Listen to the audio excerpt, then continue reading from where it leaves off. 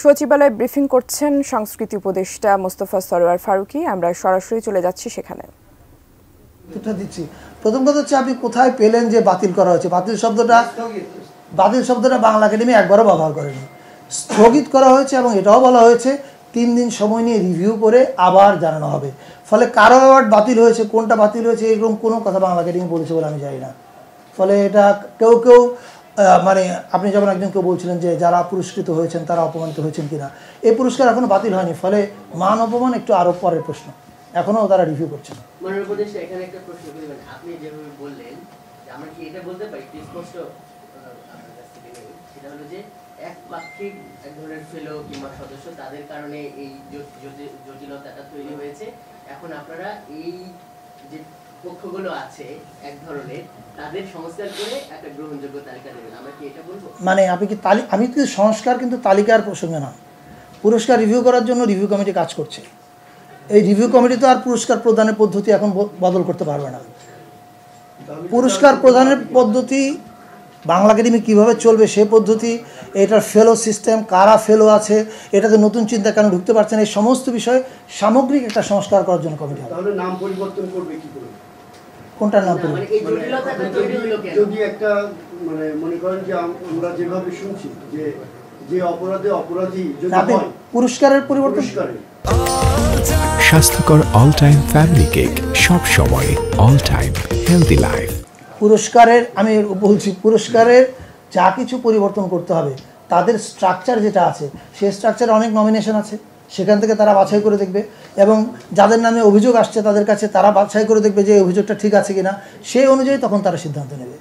মাননীয় উপদেষ্টা, আমি আরেকটা বিষয় তো করতে চাই, সেটা হচ্ছে এই ধরনের যে সমস্যাগুলো হচ্ছে,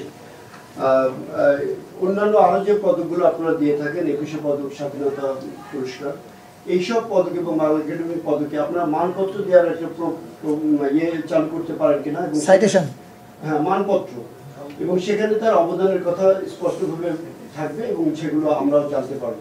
শুধু সাহিত্য দিলাম এটা না বলে পুরো একটা মানপত্র, তাহলে আমি যদি পুরস্কারটা পাই আমিও একটু মানে গর্বিত হই আর কি।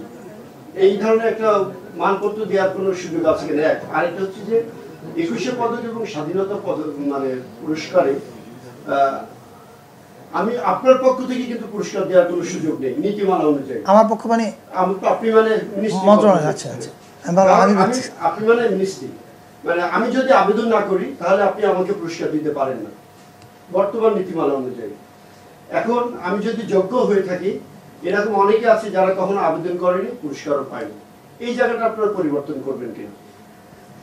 আমি আরেকটু বিষয়, 3টা প্রশ্ন আছে না, এটা ওই শুধু এই পরেরটা প্রশ্ন। আরেকটা হচ্ছে বইমেলা নিয়ে একটু প্রশ্ন করতে চাই। সেটা হচ্ছে বইমেলা নিয়ে অনেক বিতর্ক হচ্ছে স্টল বরাদ্দ দিয়ে। আচ্ছা, এটা উনি বলুন। আমি যদি ডিজি মহোদয় বলেন, আমরা দেখেছি যে প্রথমে ঠিক আচ্ছা, আগে আমি ভুলে যাবো, আগের প্রশ্ন দুটো কি ছিল জানো? সাইটেশন। 21শে পদকে সাইটেশন থাকে, আমি একটা করে আসি। 21শে পদকের সাথে যেহেতু আমি জড়িত, আমার মন্ত্রণালয় জড়িত, 21শে পদকে সাইটেশন থাকে এবং কেন তাকে দেওয়া হচ্ছে এটা একটা উল্লেখ করা থাকে, ফলে সাইটেশন ইজ দেয়ার। আর দ্বিতীয় প্রশ্ন যেটা আপনি করলেন যে আবেদন না করলে তাকে পুরস্কার দেওয়া যায় কিনা, অবশ্যই দেওয়া যায়।